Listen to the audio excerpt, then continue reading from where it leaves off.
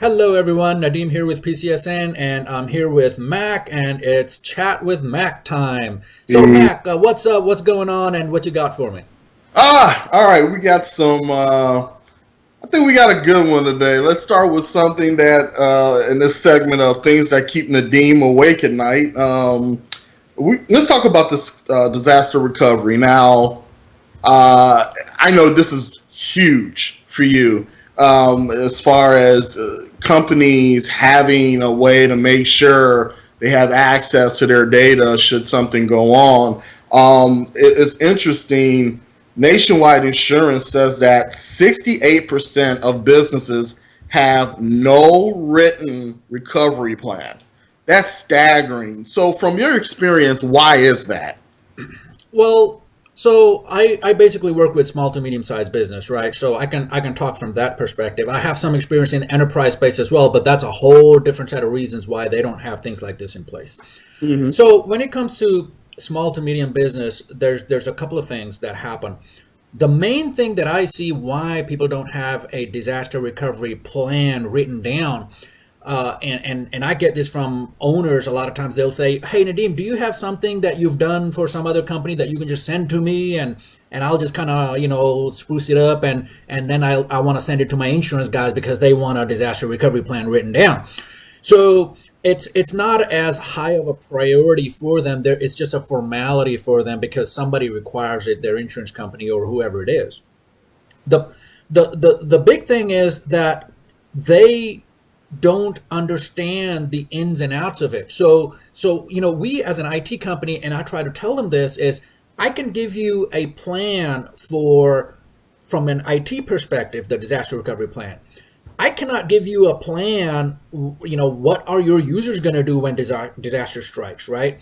And this comes in apparent when there's like a natural disaster coming our way, like the hurricane. So I spoke with a lot of people, and I was like, look, when the next hurricane comes in, you have to have a plan in place. Where are your users going to work? Some of the buildings closed down. People cannot come into the building. Where are they Yeah. going to go? Do you have an agreement in place with some hotel where you can maybe use their conference room as an office in the meantime during the disaster? Do you have something like this in place? As far as the IT side of things go, even if you have the disaster systems in place, the disaster recovery systems in place, we can get those servers and things running. We can, even if the entire office blows up, we can get those servers running in the cloud. However, how are your users going to work?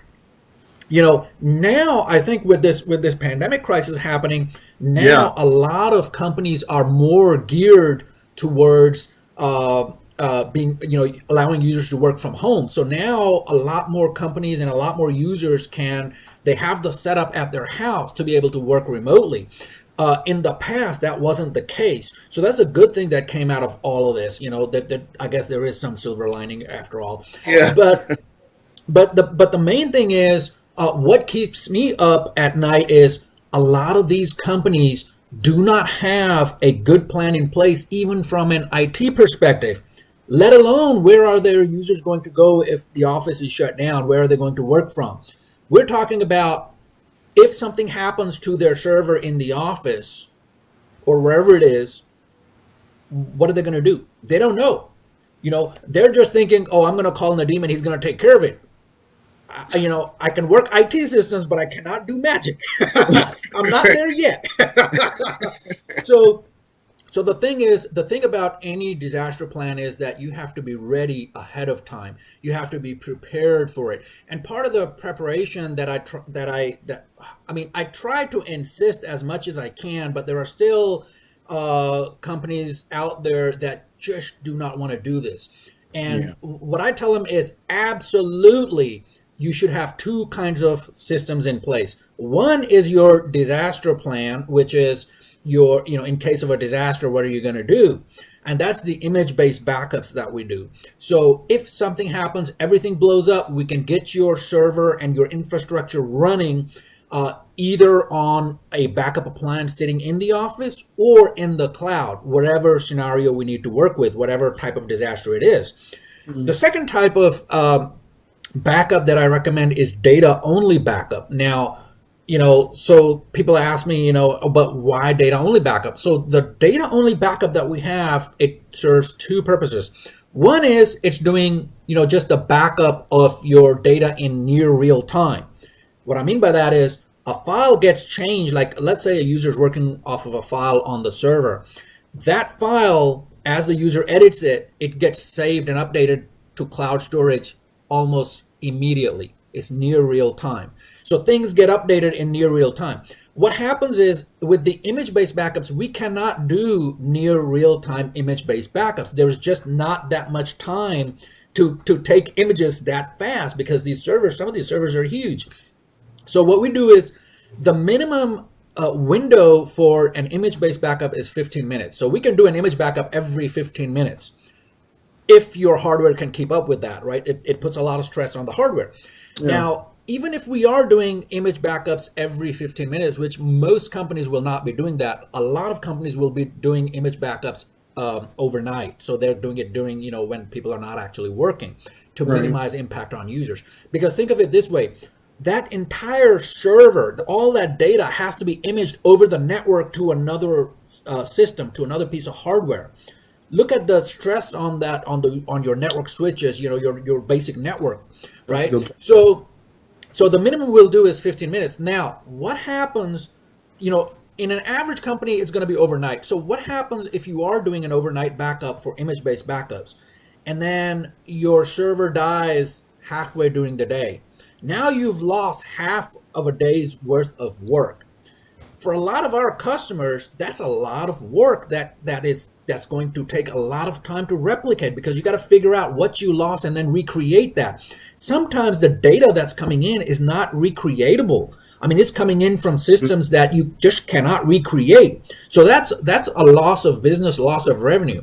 So, and that's why we always insist have two types of backups: image-based backups, which you're probably going to do overnight. I mean, realistically, right, practically, it's just you're just going to do it overnight. You're not going to do it in the middle of the day when people are working and everybody's working real hard.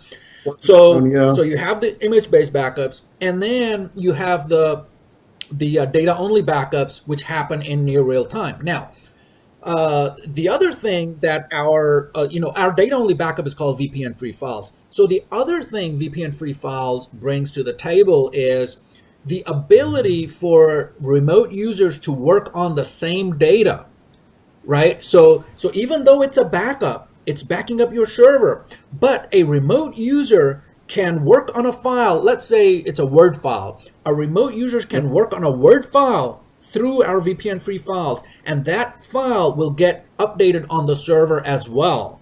So it's a two-way backup. It's a two-way replication. Number one, somebody makes a change on the server that gets backed up into the cloud storage.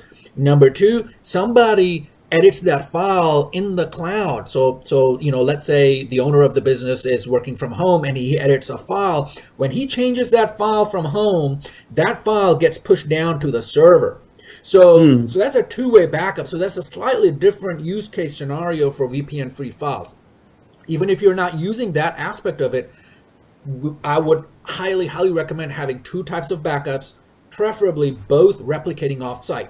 Image-based backups, which allows us to bring your servers back up within minutes, and number two, data-only backup, which backs up in near real time up to the cloud, so you have minimal loss of data during a disaster.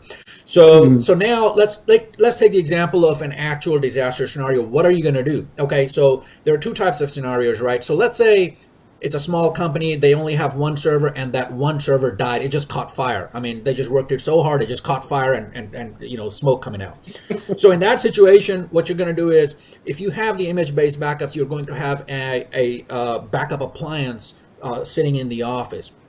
So within, I think, average, it takes us less than 5 minutes. So in less than 5 minutes, we are going to have that entire server running in that backup appliance, right? So in less than 5 minutes, we're going to have your server up and running. Users are not going to know what's going on, what happened. They don't even need to know that the server just caught fire and burnt down. They don't need to know that. No need to cause panic, right? So what we're going to do is we're going to bring that server up. Now, that server started from the image-based backup. That backup maybe was from last night because it's not, in real time. Now we're going to bring the delta changes down from VPN-free files, the data-only backup, so that you're only losing maybe 5 or 10 minutes worth of data, if that. So that with this combination, we are minimizing the loss of data and minimizing downtime. Users keep working like nothing happened. Now, that was one scenario. The other scenario is, let's say your entire office burnt down. That whole section where the server sits burnt down, and next to the server was the backup appliance, and that burned down too because that whole area burned down, right?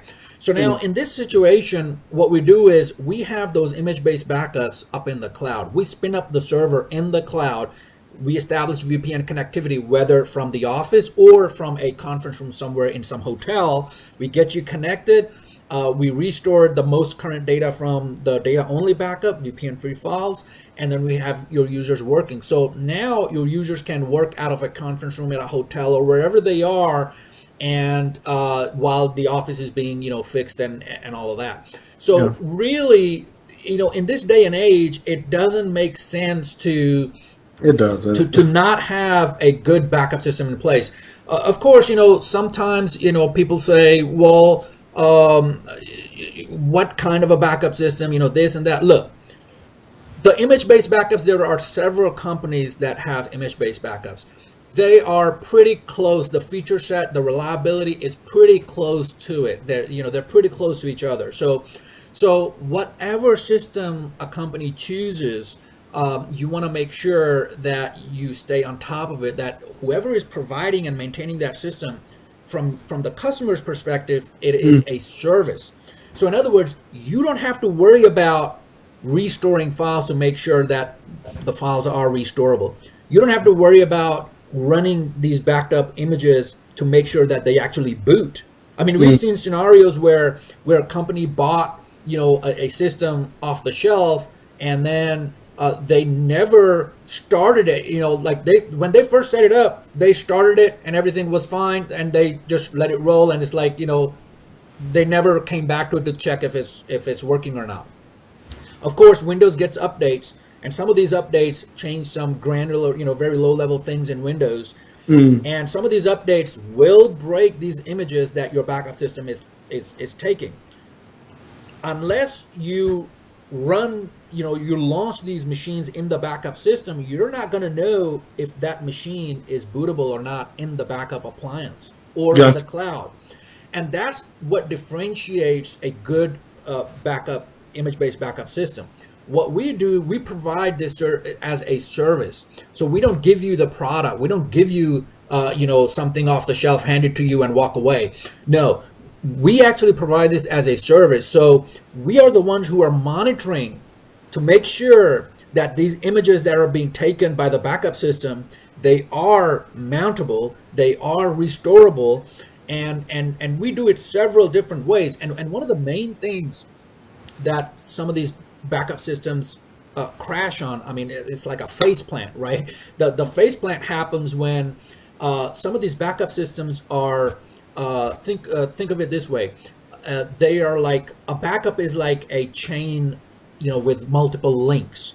Think of a backup as chain of multiple links. These multiple links are incremental backups. A lot of systems out there, when one of these links breaks, the entire backup becomes useless. So you want to make sure and select a system that is link independent. So even if one link in the chain is broken, one backup is bad, that does not mean you cannot restore the entire image. I mean, so in other words, let's say yesterday's backup was bad, but you want to be able to restore the one previous to that. Or let's say, 2 days ago backup is bad. You want to be able to restore yesterday's one. So all of these backups should be independent of each other. They should not be dependent. And a lot of systems, face plant on this because they are dependent. They're dependent on these links. If one link in that chain fails, everything falls apart and it becomes useless. It's just just a boat anchor. Might as well throw it in the ocean.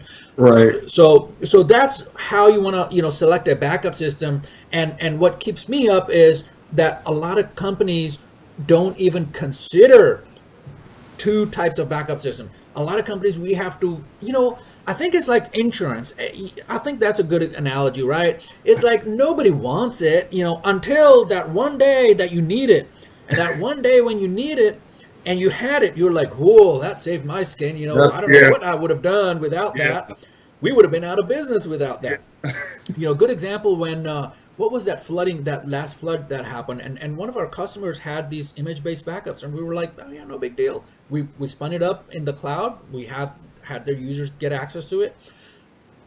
These little things make a huge impact. They That do. company, I'm not going to name any names, but that company sold to another company, and they are growing like more than 200% a year. Year over year growth is more than 200% for that company. Mm. When they were selling out, the company that bought them brought in their auditors, and they did an audit, and they were like, the auditors, this is what the auditors say, and auditors never say that, right? I mean, it's just not in their DNA. And they were like, we can't find any issues with this system. I mean, everything is just perfect. Everything is just like the way we would have designed it. And the owner of the business who was selling it, he was like, hey, Nadim, I know we sometimes we butt heads, but man, I'm glad that everything panned out, because that was worrying me that they were going to find something in there that they don't like. But everything, now it worked out so well for us that the parent company that bought this company hired us to come in and do an assessment on their network, because they were having some issues internally. So it was it was a great deal for us, because because they bought a customer of ours. Now we went ahead and started engaging with the parent, and of course the parent had a lot of other businesses, so we kind of got into some of these other businesses. But long story short, backups, you should not scrimp on backups. I know, hopefully you never need it. It goes like this. It's like I ride motorcycles, so it's like having a flat on a motorcycle. If you are prepared for a flat on a motorcycle, you will never have a flat. It Mm. is when you are not prepared, you will have a flat. Mm. Backups are the same way. If you have good backups, you will never need to use them, and that's a good thing. It's the day that you don't have a good backup, that's when you will need it. Well, it's funny you say that, because of course, which I've said before, I'm from Chicago, and the most we have to worry about is negative 30-degree weather and the occasional 25 degrees. Oh, I'm sorry, 25 inches of snow. Here we are in Houston, and hurricane season, if I'm not mistaken, is fast approaching. If are we already in hurricane season, or I forget the Uh, dates? I think. I lose track. I mean, yeah, I'm like on a single track. My track is IT. I don't I keep see, track of the right. hurricanes. So in that line, and if 2020 is any indication how the rest of the year goes, I think you know where I'm going with this. Who knows what's going to happen with this year? So you brought up company, and I know what company you're talking about. They were able to get to their information because they were forward thinking. So what are some of the steps? And you talked about it a little bit, but let's talk about what some of these companies can do, especially some of these smaller businesses that feel, we only have a few computers, we don't have that much data, we can keep the data on, what's the name of this, oh God, In the old days, we used to say we can keep the data on floppy disks, but they're gone. those are We gone. can we can keep the data on CDs, but they're gone. But now I guess they're saying we can put the data on like flash drives or something. Yeah, and then God forbid something happens there, So I mean, what are some steps? Because I think with COVID, now I'm seeing articles more now than ever that are talking about preparedness, and that, like I said, that is your biggest thing. It's like It is. thinking ahead of time. Yeah. So what can some of these companies do now that this has become an urgent matter, and now that we're coming up on this level of uncertainty with COVID and hurricane season and all of that? Give us some products or some things that PCSN does that we can help them get prepared with. So I'm gonna go a step further. I'm even gonna give you ballpark numbers so you can kind of get an idea of what it's costing. Because I talk about technology and people they start seeing all these huge dollars going out. It's not like that. So the first thing is, let me just address one little thing, which is using external media as backup. Hard Yeah. drives, and a lot of people, they use hard drives or SSDs and stuff like that. And I myself did not know this until I spoke with a storage expert who used to work in HP Labs. So he's the guy who designs drives at HP, and these are enterprise grade drives, right? So I was talking to him and I was saying, yeah, a lot of people we tell them about backups and cloud storage and stuff, and cloud storage is so cheap nowadays. It just doesn't make sense even to buy an external It's drive to store that. cheap. And he made an interesting point, and his point was like, okay, so let's say somebody copies stuff to a hard drive and sticks it in a safety deposit box, and 10 years in the future they go back and they try to access that drive. What's the probability they'll be able to access that drive?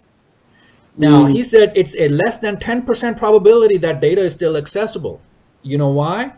That drive does garbage collection when it's powered up. If you don't power that drive up, it's not doing any garbage collection. Think of garbage collection as maintenance. So if the drive is plugged in, even if you're not writing or reading anything from it, it's doing maintenance in the background continuously.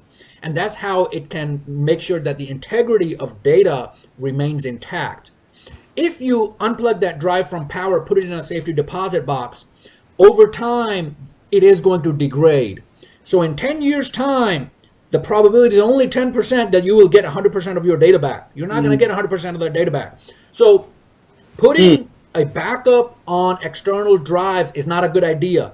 In your mind, it seems like a good idea, but it's not. Because these drives, they need to be plugged into power to run garbage collection. Otherwise, they degrade over time. So combined with this, the low cost of cloud storage, it just doesn't make sense to rely on an individual Yeah. to copy data to an external drive to keep it safe, because for something that your company's existence relies on. I mean, you cannot rely on one individual or two individuals to copy this data day in and day out. You have to have an automated system in place. It's been proven over and over. It was proven back in the tape drive days. Yeah. That people used to have those auto changers, and Yeah. and I remember back in the day when just one auto changer system used to cost $6,000 back in that day, and it was better spent than relying on a human being to change that tape every day, because it never failed. It will work for a week, for 2 weeks. After that, that tape will stay in there and never get changed again. It never fails. Mm, So companies used to spend a lot of money on tape auto changers to change those tapes out every day. The problem with that was those tapes cannot be taken off site. Again, there's human intervention involved. So it was just a cluster. It wasn't an easy thing to do. So now with cloud backup is so cheap that you can just have it off site automatically without having to involve any human being. Now, when I say it's cheap, look at it this way.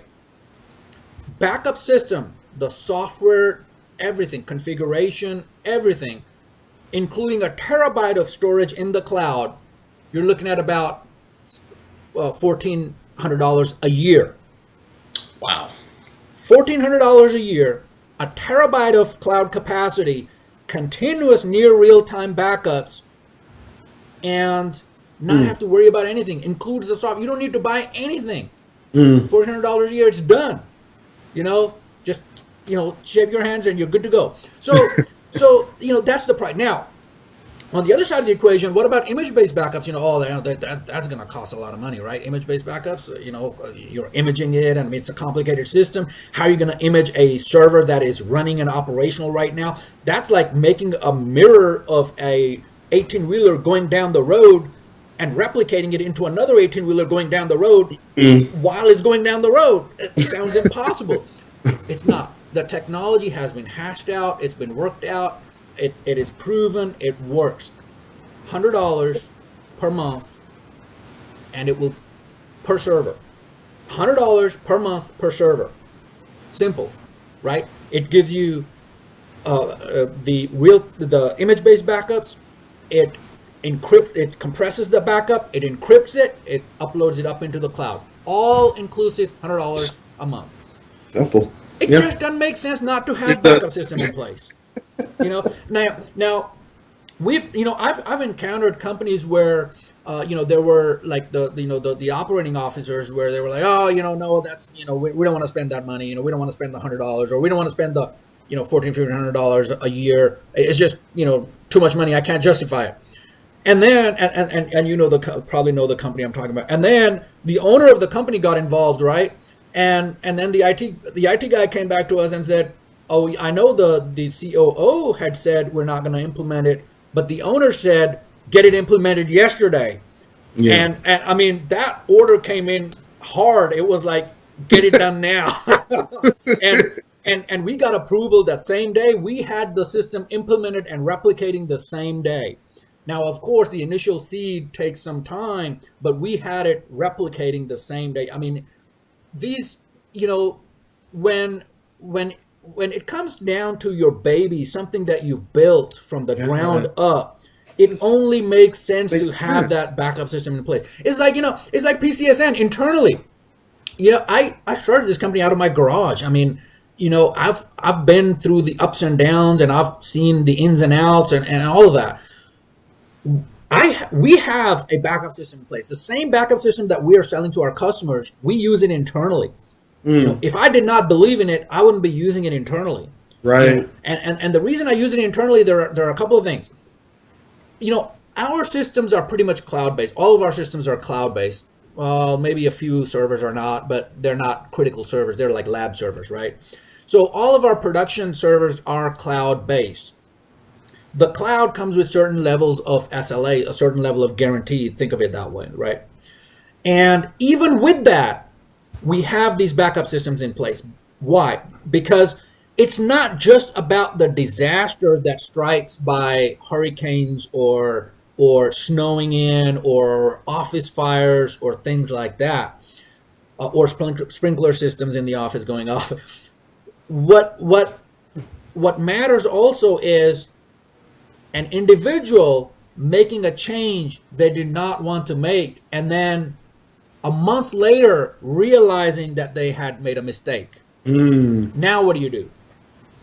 that's actually a very, very good analogy or point. It actually kind of points to a question I had in regards to that because we get it, I get it on a regular, and when we're in meetings, you hear cost, expense, and then boom, something happens. And I didn't know if you might have an example of that happening where they balked at the pricing, as nominal as it is. Let's just be honest, not to put anybody on blast, but it's not expensive, and yet they didn't get it, and then something happens, and now they're just like, what do we do? I'll give you a prime example. So I'll give you two examples. Okay, one example I'll give you is a law firm that we used to work with that they did go with our system and everything worked out beautifully, right?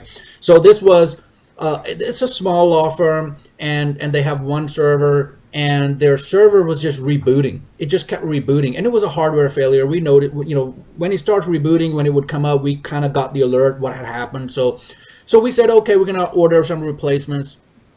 The replacement that so their server was under a 24-hour turnaround service, right? It wasn't a 4-hour that we normally get.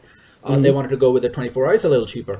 So it was a 24-hour service. So the manufacturer shipped out a controller, a RAID controller to them. They were like, okay, it's a RAID controller. We know it's a known issue. That's what it is. They shipped a RAID controller. They'll install it tomorrow, and everything will be fine.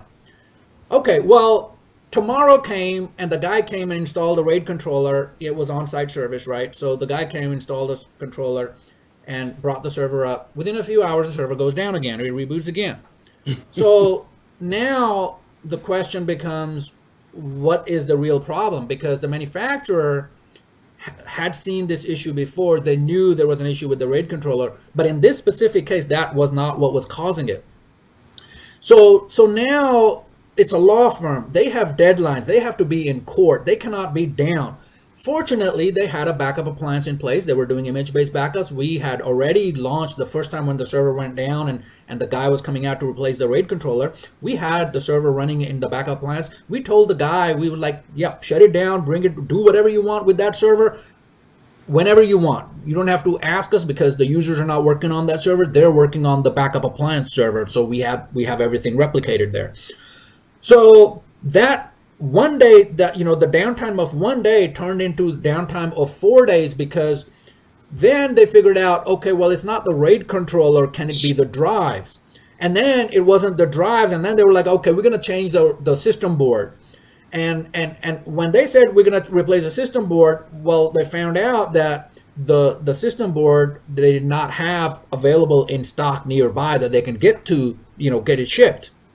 So it had to come from California, and there was something going on at that time, so they couldn't get it in with one day. So while all this is happening, the customer is not impacted, right? So they keep working. So finally, one of their lead attorneys, one of the partners, he called me and he says, Nadeem, I don't feel comfortable with this. They're just throwing parts at the problem. They don't know what's going on. The manufacturer doesn't know what's going on. And if they can't find the parts with it, do we really want to keep this server?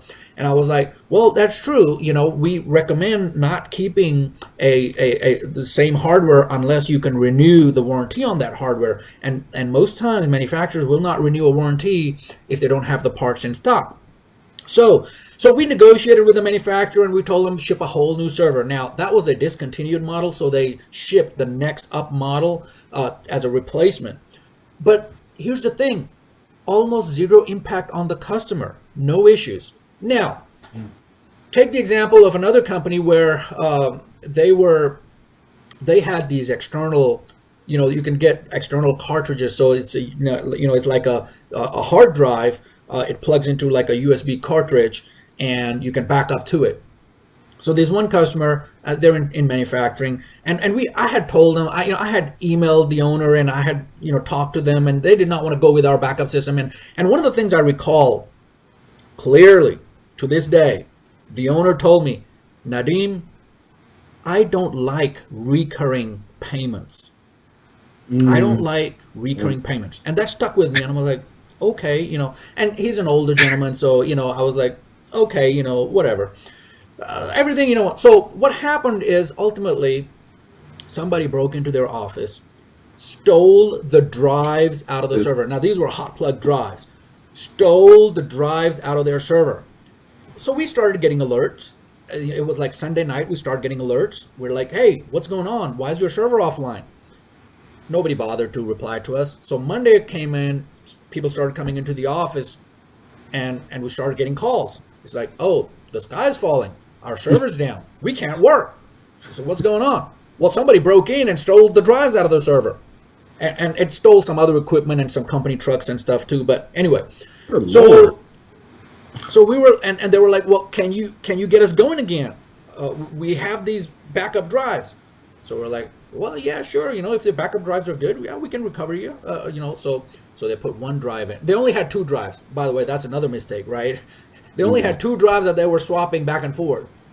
So they put one drive in. There was nothing on that drive. I told them there's nothing on there. They put the other drive in, and there was data in there from like 6 years ago. And I was like, yeah, this is useless. 6 years ago, I can restore that. So they had us restore the data from 6 years ago because they had their QuickBooks data in there, and they wanted to kind of start building off of that. And then the owner got on me, and he was like, hey, Nadeem, you guys maintain our server. How come you didn't have a good backup system in place?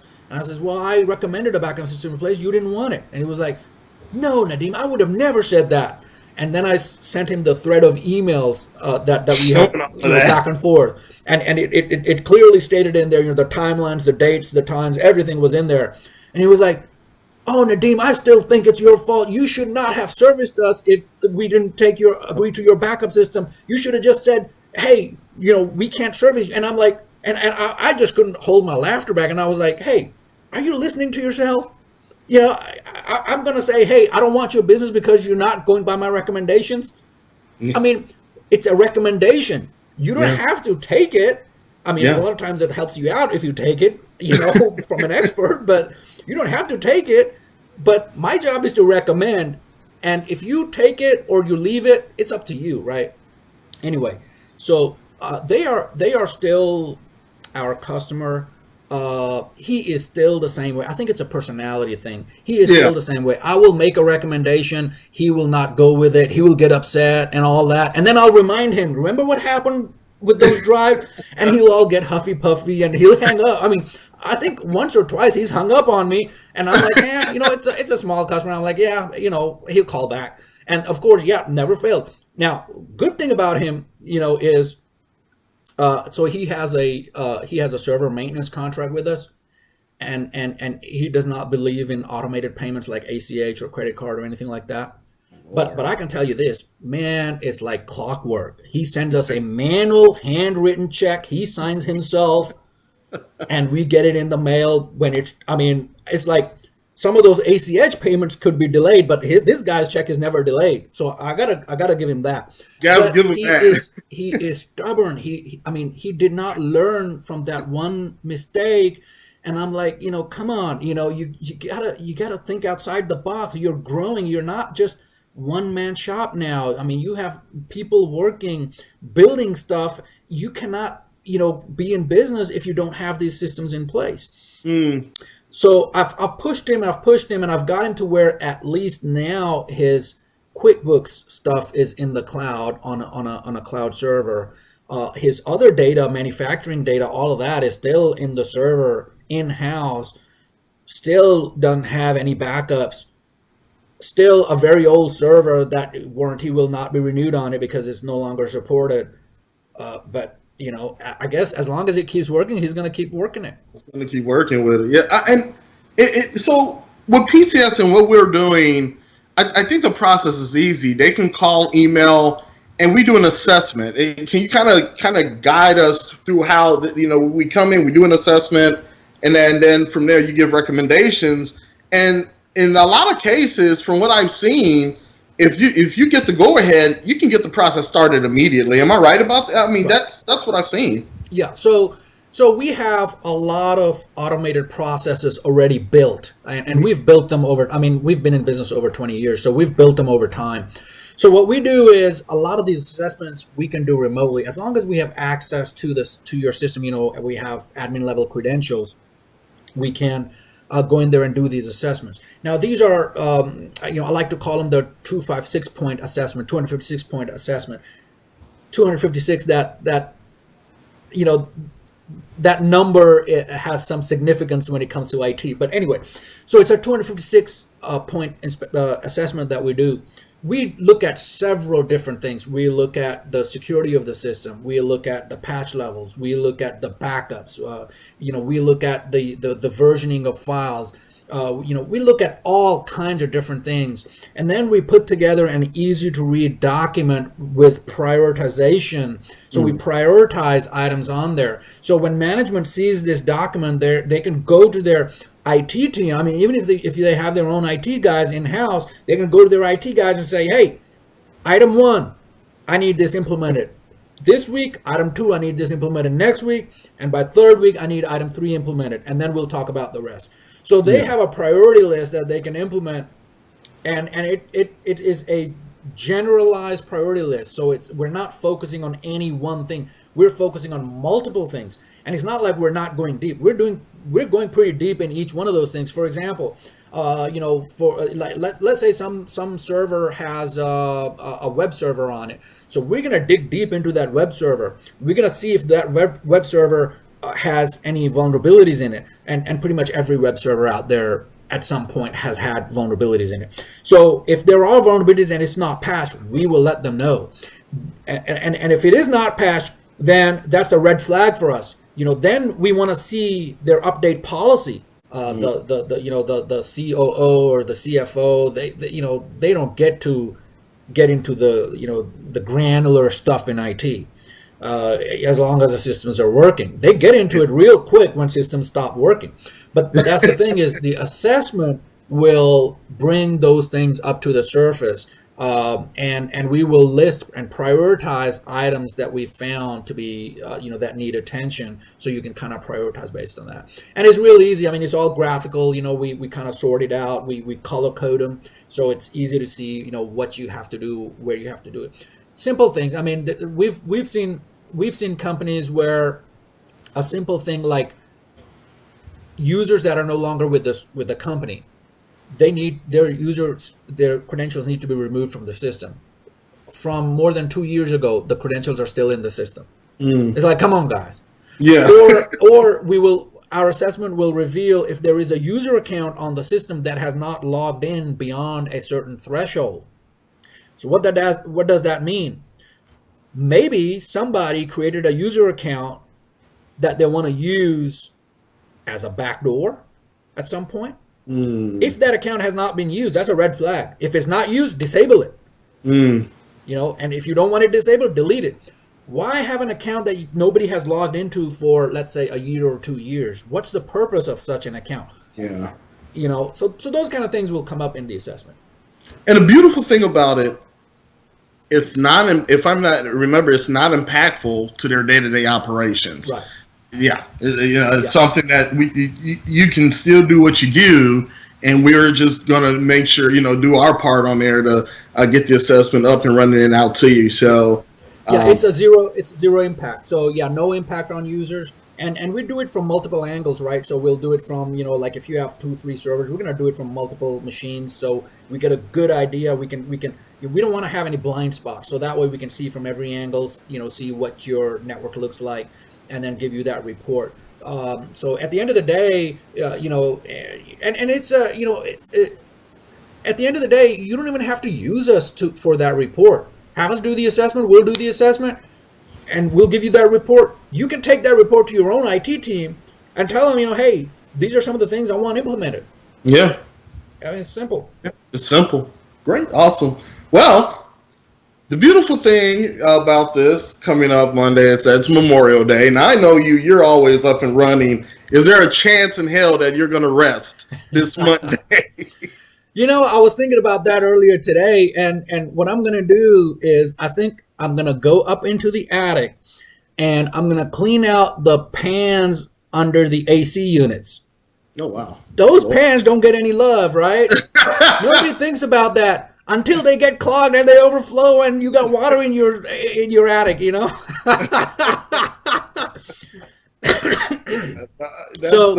That's exciting, I guess. Hopefully it's not too hot. So I'm gonna, and it's not really hard. What I'm gonna do is, I kind of figured this out. I'm gonna go up there and I'm gonna pour bleach down the PVC pipes that come down into the drains. So I didn't know this, it's a building code requirement that the AC's primary drain goes into your plumbing. You cannot drain it out into the environment. It has to go into your plumbing. And the problem with that is that when it's in your plumbing, it starts to build that algae in there. Oh, okay. And that algae will end up blocking those pipes. And when that happens, now your attic, that pan under the AC starts to fill up with water, and eventually it's going to overflow, and that's not good. Oh, okay. Huh. Well, you learned something. I let my landlord handle all of that stuff. Yeah. Well, the beauties of home ownership. Sometimes I miss not owning but renting, because I didn't have to worry about any of that. I remember back when I was still in college and I was living in this little bitty apartment, and I was like, oh man, life was so good. I didn't have to worry about any of this. Now you got to worry about, you got a yard to take care of. We have a pond in the back, and sometimes you gotta, the water doesn't look as pretty and clean. I gotta do something about that. Or there's always something going on. Yeah, no, I'm gonna take some time to actually clean up. My daughter has really been getting on me about that, so I'm actually going to try to clean to her specifications and liking, and rest. So that's my fun for Monday. Yeah. Well, if time allows, I might go for a ride, because I haven't taken the big bike for a ride in a long time. I mean, oh, really? I'm talking about months. Uh, the little bike, I've taken it out. I have a problem. I only have one garage, and one bike is behind the other. So the bike in the back gets to ride more because it's easy, right? To And the pull big out bike is right. in the front, so it doesn't. So what I'm gonna do, I think, is every now and then I swap them. So I think this time I'll take the big bike and put it behind the little bike so that the big bike will get some more use now. Yeah, but first world problems, right? First world problems. The beauty of it all. But hey, Uh, Mac, I had a fun time talking about backups, and okay. that really does keep me up at night. I mean, there are still a lot of small businesses out there, and you would think that after looking at the news about all these, hack attempts and these ransom attacks and all that, you would think that people would be reaching out to us and saying, "Hey, implement these backup systems," or "Do we have these backup systems?" But no, we have to kind of push, To and get and that and done. and eventually they might consider it, but I don't know why it's such a hard sell when backup should be something that it's like insurance. You can't drive your car if you don't have insurance. It should be like that. You can't have an IT network if you don't have backup. I mean, Ladies and gentlemen, if you want some more information, please feel free to reach out to me. We'll get a setup. We'll get a consultation set up for you. And like Nadeem has been saying, it's worth the health and quite honestly the mental freedom, knowing that your backups are there. And if should anything happen, which right now, seeing how everything is going, we just don't know what can and will happen. At least you're secure. So feel free to reach out to us, Mac at PCSN at PCSN.net. I'm sorry, I do it all today. I should know it, but Mac at PCSN.net, and we'll get that scheduled yep. for you. And if somebody prefers, and if you don't want to email, you need to call somebody and talk to somebody. You can call Mac directly, 281-402 Yep. 2620. So talk to Mac, or talk to me, but yeah, we'll get that assessment schedule so at least you know what exactly you have and what you're getting, and then kind of set up a game plan from there. But as always, everybody, it was a lot of fun talking, and we'll see you next time. And then everybody, be safe out there. Be safe.